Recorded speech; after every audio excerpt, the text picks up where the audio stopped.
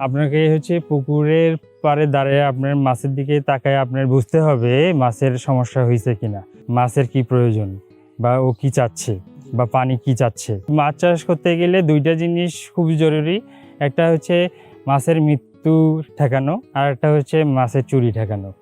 এই দুইটা জিনিস যদি কেউ যদি শিওর করতে পারে তাহলে তার 100% লাভ হবে, মানে লাভের পরিমাণ যাই হোক, লসের সম্ভাবনা 1%ও থাকবে না। এই যে আমার পুকুর পাড়ে 3জন লোক রাখা লাগছে।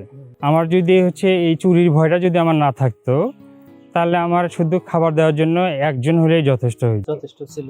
আমার ওই একজন ঘুরে ঘুরে প্রতিটা পুকুরে সারাদিনে সে খাবার কমপ্লিট করতে পারতো। কিন্তু আমার প্রতিটা পুকুরে আমার লোক রাখার লাগছে শুধু এই চুরির ভয়।